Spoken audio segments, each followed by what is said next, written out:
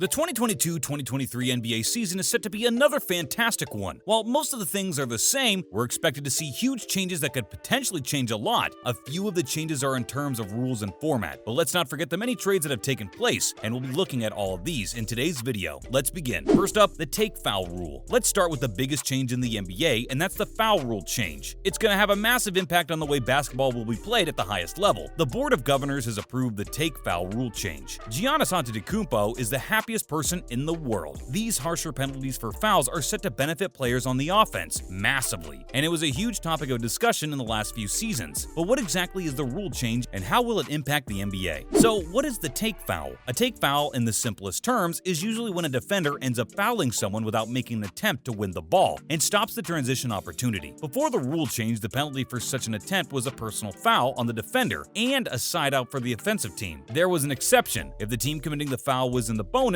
the offensive team is awarded free throws. And what are the new take foul rules? The offensive team will be awarded a free throw which can be taken by any player on the team at the time of the foul. This helps the likes of Giannis and LeBron because they get fouled quite a bit, and it helps because LeBron isn't exactly the best free throw shooter in the world. It's also helpful because these fouls will result in the retention of the possession of the ball, and the foul also gets allotted to the player committing it. Although there's a certain stipulation, these take fouls can be committed by teams only in the last 2 minutes of the fourth or in any overtime period without facing a penalty. The NBA has explained that this is important because it allows a defensive team to use the long-standing tactic of taking a foul to stop the clock during an attempted comeback or prevent the opposing team from potentially trying the game with a three-pointer. Fair enough. Also, was this change needed? It depends on who you ask. If you ask most coaches, they tell you how much they hated it because of the free points with almost no benefit at all. The NBA expects that this particular rule change will act as a heightened deterrent. Meanwhile, the owners and the members of the NBA competition committee weren't exactly in favor of the effect it will have on the floor because losing out on fast breaks has been pretty much keeping the NBA so entertaining. It was more or less a requirement because otherwise the game was becoming somewhat unfair for the big men in particular. However, NBA President of League Operations Byron Spruill also explained how the committee wanted a harsher penalty, 2 free throws and the ball, but ended up agreeing on a half measure as they believed this would lead to a reduction in the plays. Next is the play-in tournament. This is hardly a surprise because the play-in tournament, which kicked in to somewhat level the playing field after the pandemic, was considered a massive success. It was bound to be a success because ever since they increased the number of games in the regular season, the fans feel a little more detached from the games because the all-star players are playing a lot less due to the hectic schedule. The play-in tournament attempts to elongate the postseason, and that's obviously going to be a success because everyone watches the playoffs. It has been used in 2 consecutive seasons now and allows the teams that finish 7th to 10th to make the playoffs. The number 7 seed plays the number 8 seed with the number 7 seed in the line for the playoffs. The number 8 finisher still has a chance as the teams finishing 9th and 10th play each other to meet the number 8 to determine the number 8 seed in the playoffs. All said and done, it was a huge success, mainly because it gives a new meaning to March Madness, and the 4 elimination games before the playoffs even begin are just too much fun to watch. It also provides the team with the incentive to tank for better odds in the lottery, and that's a win-win. For the upcoming season, the tournament is set to take place between April 11th to the 14th, 2023. That means it will be between the last day of the regular season and the start of the playoffs, which begin on the 15th of April. And finally, the trades. We start with the Timberwolves getting Rudy Gobert. Rudy Gobert finally got his move away from the Utah Jazz, and both sides couldn't be happier with how it turned out to be. For now, at least, the Jazz feel they got a good package in return. Gobert should be on top of the world too, as he's managed to move to a side with fantastic offensive players, and he can provide balance with his superb defensive skills. The Jazz received 5 future first-round picks along with Malik Beasley, Patrick Beverley, Leandro Bolmaro, Walker Kessler, and Jared Vanderbilt in a blockbuster move. This particular trade is going to bring about a huge change in the upcoming season as we expect the Jazz and Timberwolves to shake up the status quo in the Western Conference. Then there's the Malcolm Brogdon trade. Malcolm Brogdon moved to the NBA Finalists, the Boston Celtics, and it pretty much ensures that the Celtics have bigger ambitions than last season. They've been to the finals and they want more of it, and signing Brogdon means that they'll be hoping to go one better in the 2023 season. His name is in good company alongside Steph Curry and Kyrie Irving and being one of the last 3 players to record a 50-49% season. If that doesn't address the Celtics' issue with wasteful attacks, we don't know what will. Received a superb package made of Juwan Morgan, Daniel Theis, Aaron Nesmith, Malik Fitz, and Nick Stauskas, with a first-round pick of 2023 as well. That means the Pacers can continue their rebuild, and while it might be a little tough to compete with Brogdon, they should be fine. Next, we explore the Hawks-Spurs trade for DeJounte Murray. This was a truly sensational trade if we're being honest. The Atlanta Hawks are one of the most exciting teams to watch because of Trae Young and John Collins, but now with the addition of DeJounte Murray, they can potentially challenge for the big prize if they can stay consistent. It wasn't only Murray who completed his move to the Hawks, as he was accompanied by teammate Jock Landale, but the Spurs received 4 future first-round picks and Danilo Gallinari, which isn't that bad of a return if we're being honest. This move has the potential to make the league even more exciting. Along with the rebuild at the Rockets were comfortably the worst team in the NBA in the last 2 years. They needed a rebuild, and we're very glad to see that they've undergone some huge changes in the offseason. It wasn't only a truly successful NBA draft that helped shape their new look squad for the upcoming season, but the Rockets also managed to move on some of their players that provided the Rockets with their old identity. The Houston franchise moved on Christian Wood too, and remains active even now, actively looking to trade Eric Gordon. They brought in some of the most exciting young talents from the draft, and even though missing out on Paolo Banchero seems to sting a little after the summer league, they'd still be happy with their picks. And the changes aren't done just yet. Are you feeling like you missed out on most of the action in the offseason? Well, you shouldn't worry because there's a lot more still to come. In fact, we believe that some of the biggest trades are yet to materialize. And yes, we still think that Kyrie will get his move to the Lakers before the 2023 season begins. Talking about changes, that'd be a big one. On the other hand, DeAndre Ayton finally managed to land a max contract with the Phoenix Suns, but it could potentially lead to a ripple effect. It obviously means that the Suns can't go in for Kevin Durant, and that leaves few opportunities for KD too. Lastly, but very interestingly, the Utah Jazz isn't exactly done either. It was revealed that the franchise was listening to others for their other star, Donovan Mitchell, and a move for him might not be out of the picture this summer. The New York Knicks have been long-term admirers. Could they move for him? That's a wrap for this video. Which of these changes or trades will have the biggest impact on the league in the upcoming season? Let us know in the comments below. Make sure to give this video a thumbs up and subscribe to our channel for more videos like this.